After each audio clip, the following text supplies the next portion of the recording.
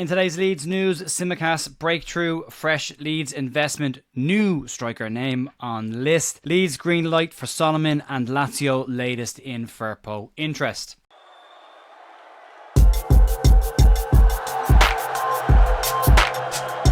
Good morning everyone, welcome back to The View for Tuesday morning the 20th of May with your Leeds United news. Hope your week is going well so far. There's a bit of stuff to get stuck into. Really quick plug for the Creator Cup game that's taking place July 20th at the John Charles Centre for Sport in Leeds. July 20th, tickets for adults £7, tickets for kids £3.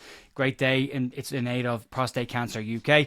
There will be a family fun day as well, lots of stuff going on, but the link is down below in the description if you want to get tickets for that. The game will be broadcast at some point as well, but we're trying to get some bums on seats and try and raise some money for this first and foremost. But let's crack on and get stuck into the news. And the first thing to do is just to confirm a story that we brought out last week. We got there before the Irish Sun released this, but AC Milan and Leeds United has now been confirmed to be taking place in the Aviva Stadium in Dublin on the 9th of August. I cannot wait for this game. I'm delighted the Leeds are coming back to Ireland, and I'm delighted it'll be in the Aviva as well. The stadium holds about 52,000 people. Can we fill it? We'll have to wait and see. There wasn't that many at the Leeds Legends game, but we'd hope that the Leeds fans would come out in force for this one. Likely to be some exciting new signings there as well. That game, 9th of August in the Aviva Stadium in Dublin. Right, let's move on. Let's talk about Kostas Tsimikas. And over the past week, Leeds have been credited with interest in the Liverpool left-back repeatedly, who is expected to move away from Anfield this summer. Liverpool are currently said to be in talks with Bournemouth around the move for their left-back Milos Kerkez, who is seen as the replacement for Andy Robertson, whereas Tsimikas is not seen as a direct replacement to him.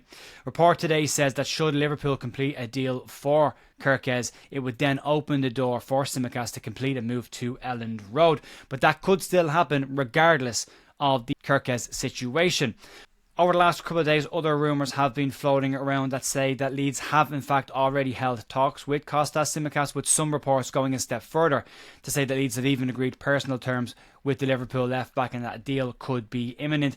As of right now, those sources are not what I would call fully credible sources. That's not to say that they're not true or they are true, but at the moment there is no firm detail. It's still coming out from whispers more than anything else at this point, but it does look like there may be some legs to this. Leeds are still waiting on the resolution of the Junior Firpo situation after offering him a new contract, waiting to see if that one will be signed. And then I would imagine this will depend if Firpo decides to stay or go.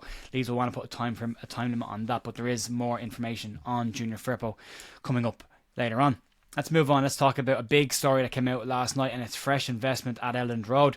With an important summer ahead and some serious investment needed in the first team, I've been saying for a couple of weeks now that Leeds would need to get a little bit creative when it comes to commercial deals and maybe even increased investor financing to make more money available in this summer window, with PSR likely to keep Leeds in a very tight bond.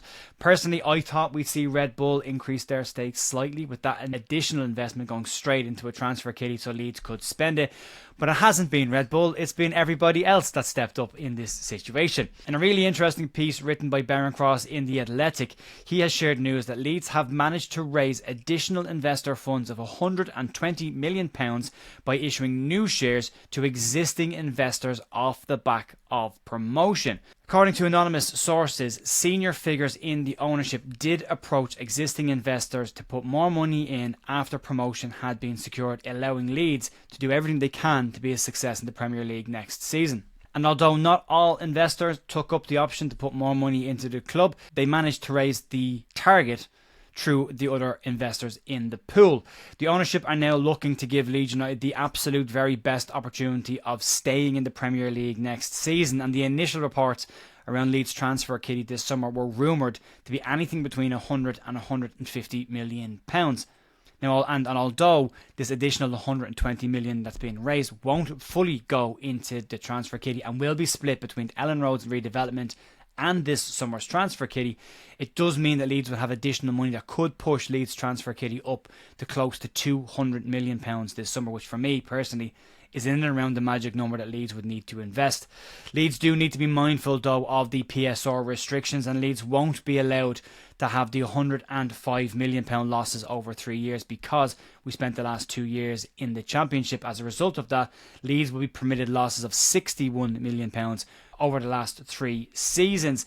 There are currently no reports to suggest that Leeds have any PSR issues or should be concerned about PSR breaches, but this additional revenue will definitely go a long way to helping alleviate those issues or potential issues and put Leeds in a really strong position coming into this summer. This also doesn't take into effect the transfer money that came in last summer, the money that will likely come in again this summer from certain exits, likes of maybe Jack Harrison on that list, as well as then more commercial deals around the new shirt sleeve sponsor, which could generate more revenue again. So if Leeds can bring in excessive amounts of money in those areas, then maybe that transfer kitty gets better, and Leeds could then potentially attract some serious players over the course of the summer. Leeds would need to try and sell the project to better players to try and get them to come to Leeds. But currently, looking at the names that have been linked with moves to Leeds, it seems to be of players of in and around Premier League quality and a couple of maybe younger players to flesh out that around the edges. But it's interesting. We'll have to wait and see how it pans out over the next couple of months. But it is a very positive move at this point of the season coming in to the summer window. Let's move on and talk about some striker interest. And at this point of the summer, we are still in the rumour phase with all of these transfer links. And a lot of them will be coming out from agents who have been contacted by clubs, Leeds and other clubs, to feel out whether the players would be interested in a move to the club and to see what their wage demands would be like should they get into negotiations. And that doesn't go to say that these reports are true or false. It just gives you an indication of what these short lists might look like. There have been fresh names though linked this week, and now according to reports today from Belgium, Union St. Gilles striker Promise David is said to be a new name on the list of Leeds' potential strikers.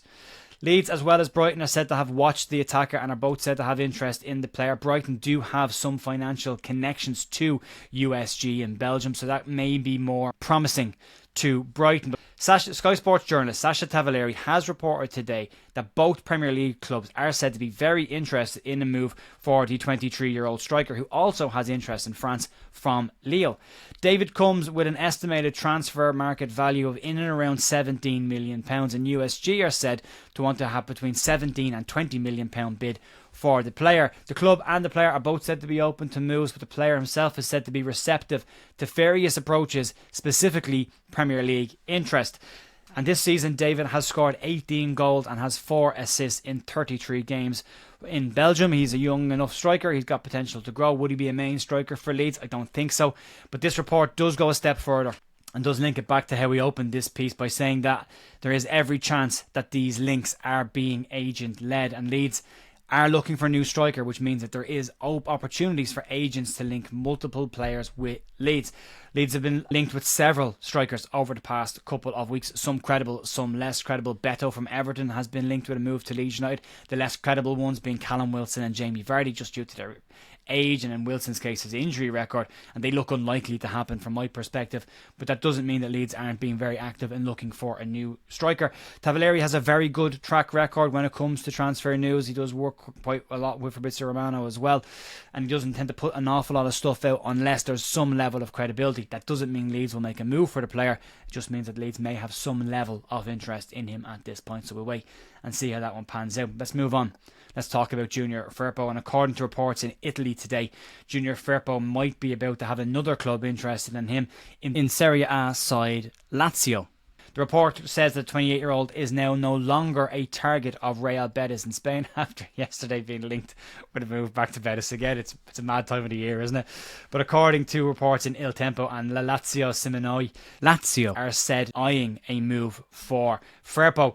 In the past couple of weeks, Real Betis, AC Milan, Besiktas in Turkey have all been linked with a move for Junior Firpo. And according to reports today, it suggests that Firpo is still very much in contract negotiations with Leeds United at this point. But you would want to see that situation get wrapped up as quickly as possible so Leeds can move on to potential targets, or no, they move into next season with Junior Firpo in the mix. You would imagine Leeds have a time frame on this and a time limit on this, and we'll see how that goes in the coming days. And then moving on to the final story of the day, and relates to Manor Solomon. As we know, Leeds hope to bring Manor Solomon back to the club in the Premier League next season, but they have had some competition from French side Marseille. Solomon finished last season with 22 goals and assists in 30 starts for Leeds United, clocking up double figures in goals and assists for the club. Solomon has said already that he would like to play in the Premier League next season, which automatically gives Leeds a little bit of a leg up in this situation.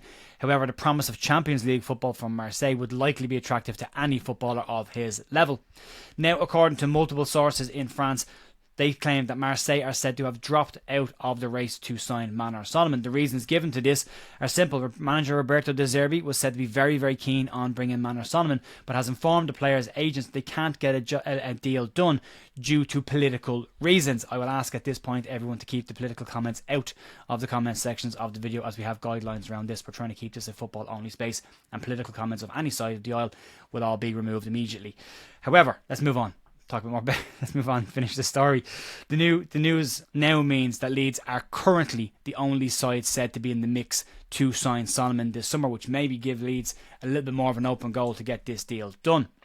The only likely stumbling block on this is Spurs chairman Daniel Levy, who is likely to want to capitalise on a very successful loan from Manor Solomon last season, but he can't do that with one club in the mix. So if Leeds can get the deal done soon and quick and early, that would be fantastic.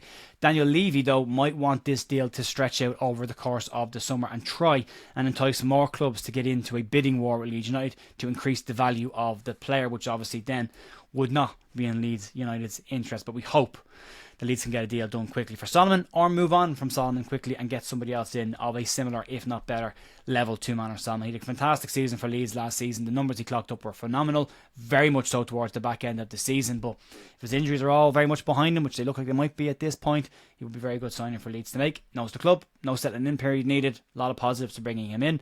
But if he can get better, you can look at that as well. Leeds will likely have plenty of players lined up in those positions. Folks, that'll be it for me today with the news. Back tomorrow morning for the news, and there will be a podcast out tonight, 7 p.m.